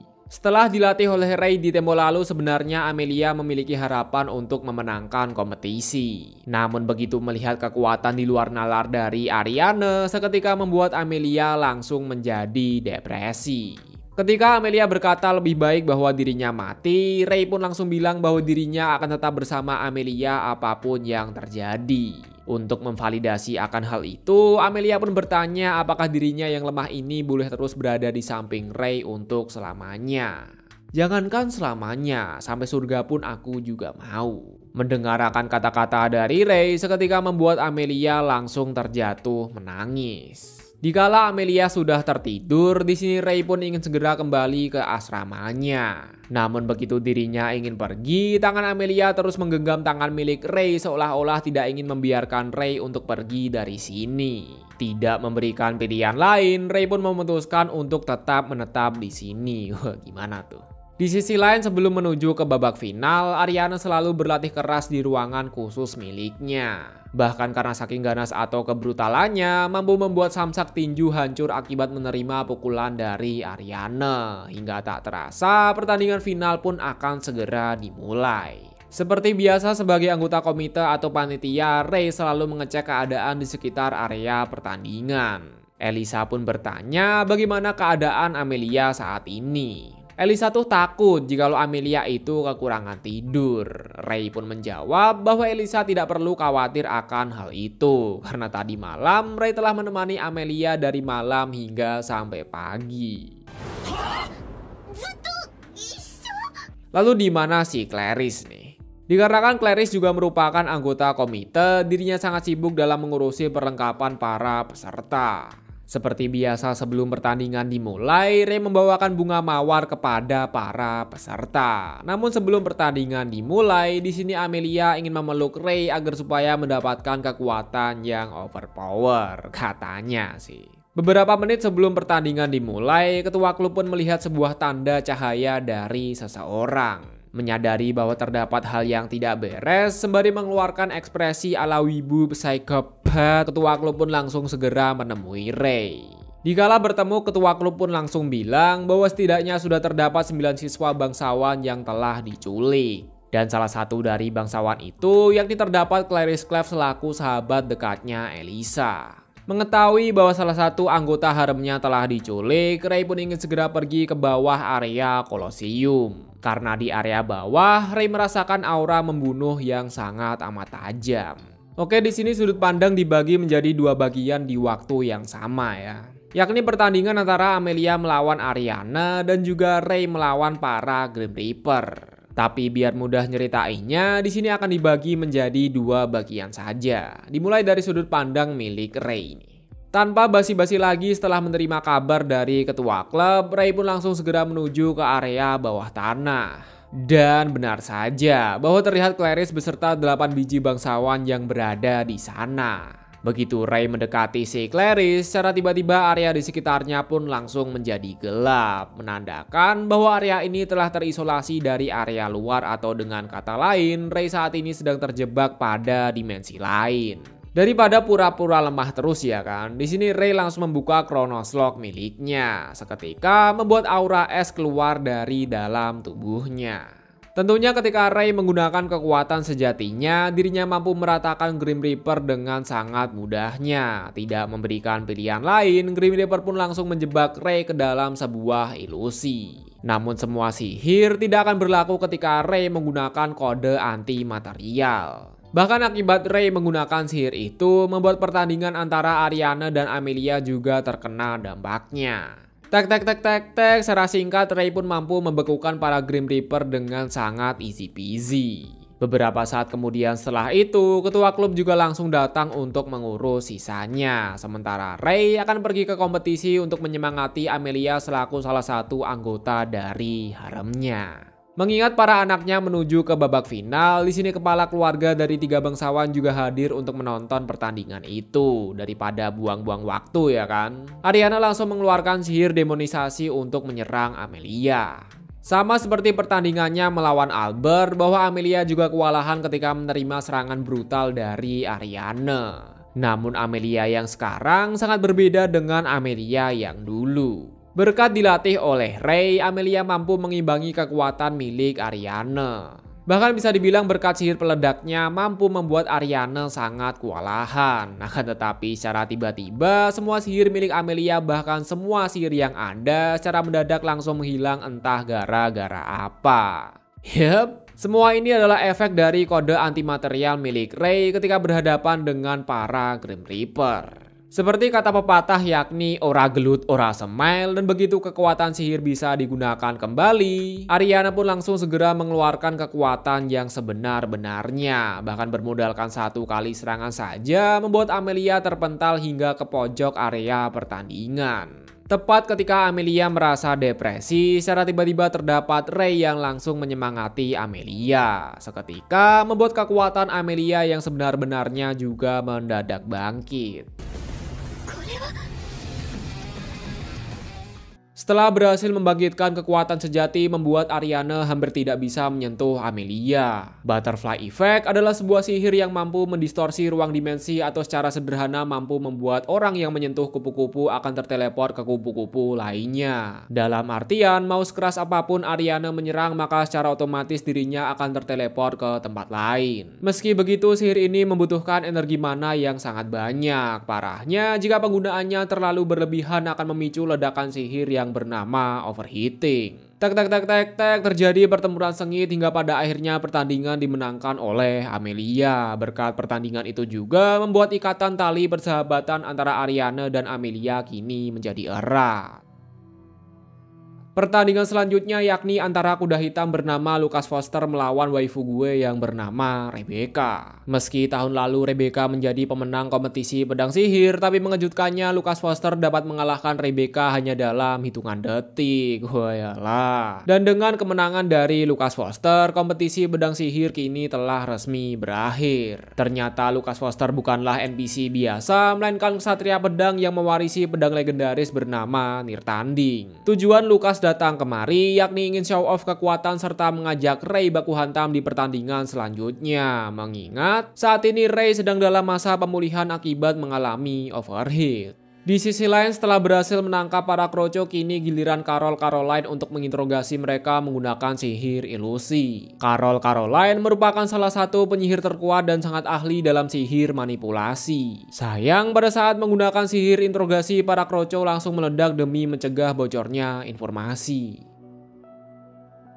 Mengingat sebentar lagi festival sekolah akan dimulai, Rey dan Amelia memberikan sebuah usul untuk menjalankan Cafe Maid pada festival nanti. Tentu pada awalnya kaum bangsawan langsung menentang akan hal itu. Mengingat maid itu identik dengan babu atau seorang pembantu. Masa ya bangsawan jadi babu sih? Tapi setelah Carol Caroline menunjukkan seragam maidnya, seketika membuat murid laki-laki dan perempuan langsung terpesona ketika melihatnya. Dengan begini, mereka semua sepakat untuk menjalankan Cafe Maid pada festival nanti. Dikala momen keberhasilan itu terdapat berita buruk yang berasal dari Dina Senpai. Bagaimana enggak? Tiada angin, tiada hujan, secara tiba-tiba Rebecca ditunangkan dengan seorang bangsawan bernama Evan. Wayalah. Lalu kenapa kok bisa seperti itu? Jadi gini nih. Tepat setelah kekalahannya dalam kompetisi pedang, ayahnya Rebecca menandatangani sebuah kontrak dengan si Evan. Mungkin saja pada kontrak tersebut, Rebecca harus bertunangan dengan Evan jikalau dirinya kalah dalam turnamen pedang. Bisa saja. Scene berpindah memperlihatkan dua orang misterius, di mana seseorang misterius ini ingin melakukan balas dendam. Setelah melihat pertandingan pedang sihir, dia telah menemukan sebuah wadah yang tepat sebagai alat untuk balas dendam. Wadah yang dimaksud tak lain dan tak bukan yakni adalah Rebecca Bradley. Wayalah. Keesokan harinya, Rey menemui Rebecca untuk mengucapkan selamat atas pertunangannya. Begitu Rey memegang tangan milik Rebecca, secara tiba-tiba dirinya merasakan sesuatu, lebih tepatnya sebuah resonansi sihir. Mengingat kelasnya mengadakan Cafe Maid, di sini Rey menyerahkan formulir kepada anggota OSIS. Anehnya sesampai di sana, hanya terdapat dua orang saja yang berada di ruang OSIS. Terus anggota yang lain kemana coba? Atas izin dari Rebecca, Dina Senpai pun bilang bahwa anggota OSIS lainnya keluar akibat pertunangan dari Rebecca dan juga si Evan. Lah, apa hubungannya? Sebelumnya anggota OSIS NPC merupakan tunangan dari si Evan, tapi dikarenakan saat ini Evan bertunangan dengan Rebecca, membuat beberapa anggota OSIS keluar akibat merasa depresi. Dikala keluar dari ruang OSIS, secara tiba-tiba Dina Senpai menghampiri Rey sembari bilang bahwa terdapat hal yang gak beres pada pertunangan Evan dan juga Rebecca. Bagaimanapun, pertunangan mereka itu sangatlah mendadak. Dina Senpai juga berspekulasi bahwa si Evan merencanakan sesuatu kepada Rebecca. Tidak ingin Rebecca kenapa-napa, Rey akan mencari informasi tentang pertunangan ini. Tanpa membuang banyak waktu lagi, Rey pergi ke tempat Lydia untuk bertanya soal pertunangan dari Rebecca. Anehnya bahkan sekelas 7 penyihir terkuat juga kaget begitu mendengar kabar pertunangan dari Rebecca. Tidak ingin membuat murid kesayangannya kecewa, Lydia juga meminta Carla untuk menggali informasi ini lebih jauh lagi. Di sisi lain, semenjak mata sihir mulai bangkit setiap malamnya, Rebecca selalu bermimpi mengenai perang. Pada mimpi itu, Rebecca melihat Rey versi kecil yang berada di medan perang, lebih tepatnya dirinya sedang menangis akibat kepergian dari temannya yang bernama Havard. Rebecca berspekulasi bahwa Rey merupakan penyihir pedang es terkuat. Masih seputar flashback, namun kali ini bercerita tentang Maria selaku adik dari Rebecca. Akibat dirinya memiliki rambut berwarna putih, membuat Maria dijauhi karena rambut putih itu sangatlah aneh. Meski begitu, Rebecca selalu bilang bahwa Maria sangat imut dan juga kawaii. Sama aja ya. Tapi terkadang Maria berpikir kenapa dirinya tidak terlahir seperti kakaknya yang cantik, elegan, dan juga berbakat. Ingin mendapatkan perhatian dari orang tua, Maria mulai mengubah dirinya menjadi wanita berandalan. Toh mau bagaimanapun Maria itu tidak secantik kakaknya. Terlepas dari itu, mengingat festival sekolah sebentar lagi akan dimulai, kelasnya Ray mulai mendekorasi kelas untuk mempersiapkan Cafe May. Tentu para bangsawan juga menggunakan seragam May termasuk Amelia dan juga Elisa. Saking serunya hingga tak terasa hari pun menjadi malam. Sebelum benar-benar berpisah, di sini Ray ingin mengantarkan Rebecca kembali ke rumah. Akibat dirinya sudah bertunangan, membuat Rebecca sudah tidak lagi tinggal di asrama sekolah. Sayang, beberapa saat kemudian Evan datang bertujuan untuk menjemput tunangannya. Sekilas melihat Evan mengingatkan Ray dengan perkataan Dina Senpai bahwa Evan merencanakan sesuatu hal kepada Rebecca. Begitu mendapatkan informasi yang cukup, ketua klub maskulin diutus oleh Lydia untuk mengajak Ray mengikuti rapat. Dari informasi yang didapatkan, pada rumah Bernstein atau rumahnya Evan sama sekali tidak ada orang yang tinggal di sana. Bahkan pelayan satpam hingga kerabat lainnya sama sekali tidak ada pada rumah itu. Jadi benar-benar rumah kosong dan cuman Evan doang yang tinggal lah. Rapat itu berakhir dengan dua kesimpulan. Yang pertama, dia atau Evan telah menyamar selama bertahun-tahun lamanya, dan tujuan Evan bertunangan yakni untuk memanfaatkan mata iblis milik Rebecca. Bagaimanapun, Evan Bernstein itu adalah kolektor mata sihir. Scene berpindah memperlihatkan dua anggota eugenics, di mana orang bermantel merah bilang bahwa sebentar lagi Rebecca akan terbangun sebagai Santa. Dengan bangkitnya kekuatan sejati milik Rebecca, maka gerbang menuju ke Akasa akan segera terbuka. Akasa ya, bukan angkasa ya. Tidak disangka bahwa identitas dari orang bermantel merah ini adalah Evan selaku tunangan dari Rebecca. Oh yalah.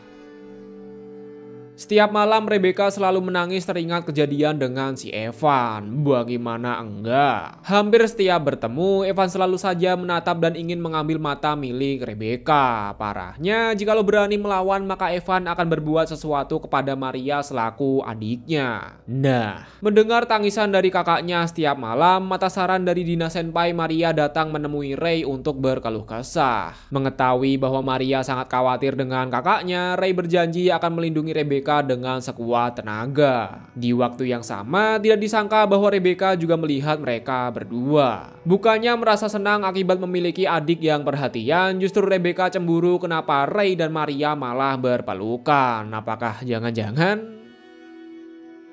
Di sisi lain, Ray juga bermimpi tentang masa lalunya serta bertemu dengan Rebecca. Anehnya ketika terbangun, mata milik Ray juga mengeluarkan darah sama seperti mata milik Rebecca. Hingga tak terasa festival sekolah telah resmi dimulai. Tidak disangka bahwa Cafe Mate kelasnya Ray mampu menarik banyak pelanggan, terlebih lagi berkat penyamaran dari Ray seketika membuat semua orang terpesona termasuk para wanita. Mengingat festival sekolah merupakan hari terakhir Rebecca di sekolah, Dina Senpai menyarankan agar supaya Rebecca menikmati festival sekolah bersama Ray. Ingin memiliki kenangan yang indah dengan Ray, di hari terakhirnya Rebecca bertindak sangat agresif. Anjas. Dikala hari menjadi sore, Maria bertemu dengan seorang wanita yang juga memiliki rambut putih sama seperti miliknya. Wanita berambut putih pun bilang bahwa sebentar lagi kakaknya atau Rebecca akan segera mati. Wah yalah. Melanjutkan perkataan dari wanita berambut putih, Lydia juga bilang jika dibiarkan maka Rebecca akan benar-benar mati. Lah, emangnya kenapa? Nama Bradley sebenarnya adalah kutukan bagi keluarganya Rebecca. Hal itu disebabkan oleh kekuatan Crutch yang muncul setiap beberapa abad sekali. Crutch adalah kekuatan yang tercipta akibat terjadi pertarungan dan juga pertumpahan darah. Dari sini mulai terjawab kenapa Rebecca dan Ray bisa bertemu pada dunia mimpi. Akibat pertarungan dan pertumpahan darah menyebabkan Rebecca memiliki kekuatan Crutch. Jikalau saja Rebecca tidak bisa mengendalikan mata sihirnya, maka kekuatan Crutch akan merusak tubuhnya hingga berakhir pada kematian. Tidak hanya Rebecca saja, bahwa Maria juga akan terkena dampaknya. Alasan kenapa rambut Maria berwarna putih yakni akibat sisa kekuatan dari Rebecca yang terlahir sebagai Crutch. Satu-satunya cara untuk menyelamatkan Rebecca yakni dengan sihir penyegel yang bernama Chronos Lock. Di waktu yang sama, Evan dan satu anggota Eugenics juga akan melancarkan serangan ke sekolah bertujuan untuk membangkitkan kekuatan milik Rebecca. Tanpa membuang banyak waktu lagi, begitu melihat Rebecca, Evan langsung menculiknya menggunakan sihir teleportasi. Evan juga melapisi area sekitar menggunakan sihir pelindung agar supaya tidak ada yang mengganggu. Menyadari bahwa Rebecca sedang dalam bahaya, dengan cepat Ray langsung segera mencarinya. Sayang bahwa anggota Eugenics telah mempersiapkan beberapa monster dan penyihir untuk menghambat Ray. Namun tidak disangka beberapa saat kemudian teman-temannya Ray datang bertujuan untuk ikut baku hantam karena seperti kata pepatah yakni ora gelut yo ora semai. Mereka semua menyuruh Ray untuk pergi ke tempat Rebecca sementara para kroco biar mereka yang mengatasinya. Tanpa membuang banyak waktu lagi, Ray pun langsung pergi ke tempat di mana Rebecca berada. Di sisi lain, Evan dan para Torgo telah sampai di tempat Rebecca berada.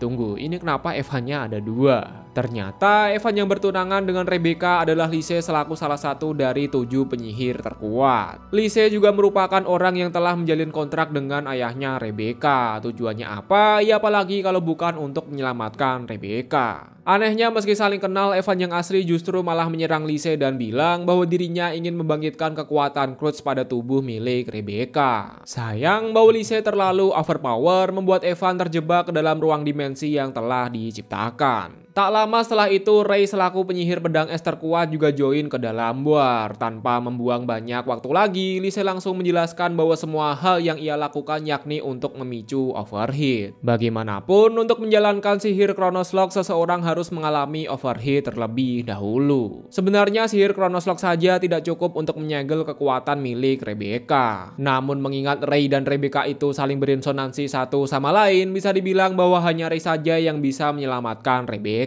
Hal ini juga menjadi jawaban kenapa mata milik Ray berdarah di saat mata milik Rebecca juga berdarah. Ya karena resonansi kekuatan atau saling terhubung satu sama lain. Merasa tidak dianggap akan keberadaannya, para Torgo ingin melakukan baku hantam dengan Ray selaku penyihir pedang es terkuat. Masih berpegang teguh dengan prinsipnya yakni ora gelut ora semai, tanpa berlama-lama lagi Ray langsung melepaskan sihir Chronos Lock. Sudut pandang dibagi menjadi 3 bagian. Kita akan menuju ke pertempuran antara Evan dan juga Lise terlebih dahulu. Pada ruang dimensi, Evan sangat depresi dan tidak peduli dengan hal yang dia lakukan lagi. Selama dia bisa membunuh Lise, maka itu sudah lebih dari cukup. Tanpa pikir panjang, Evan langsung mengaktifkan sistem Drug Triad dengan cara menyuntik kepalanya. Seketika mengubahnya menjadi monster overpower. Secara sederhana, Drug Triad adalah sihir untuk memunculkan sisi gelap dan mengubahnya menjadi kekuatan. Tapi jika pemakaiannya terlalu berlebihan akan memicu overheat yang berujung pada kematian. Sayang, meski telah mengaktifkan sistem Drug Triad, nyatanya kekuatan itu tidak mampu mengalahkan bahkan menyentuh Lise. Bagaimanapun, Lise memiliki elemen untuk merusak engram sama seperti sihir milik Ray. Kemudian Evan pun bertanya apakah Lise merupakan penyihir terkuat di antara penyihir lainnya. Mengejutkannya, Lise menjawab kalaupun ada penyihir terkuat yang bisa menguasai dunia, itu adalah Ray selaku penyihir pedang es terkuat, menandakan bahwa kekuatan Ray itu sangatlah overpower.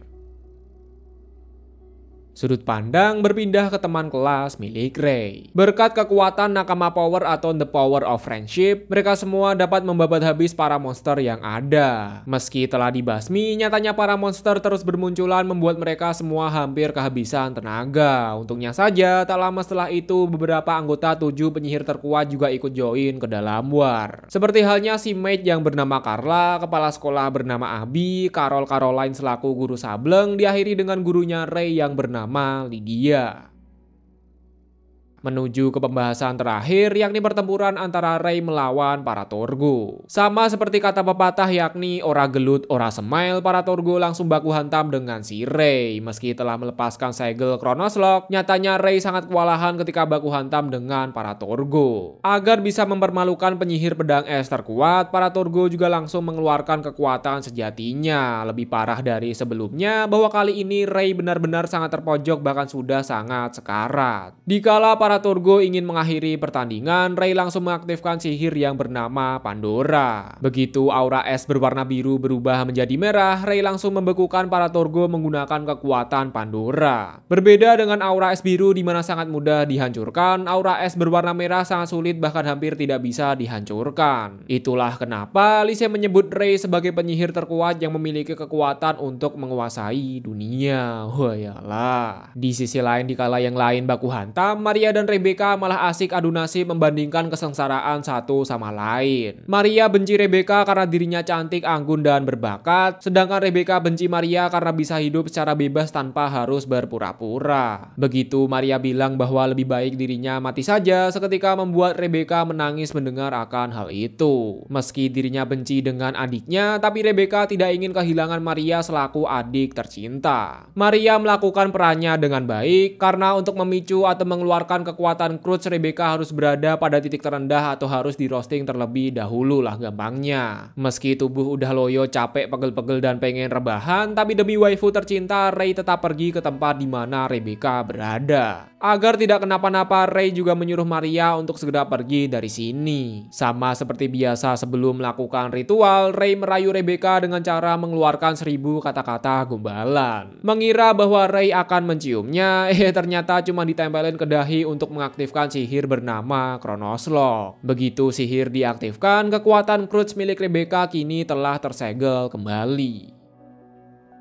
Cerita berakhir ketika para wanita sepakat untuk bersaing dengan sehat, dan Ray juga menceritakan tentang kisah hidupnya kepada Havard selaku teman semasa perang.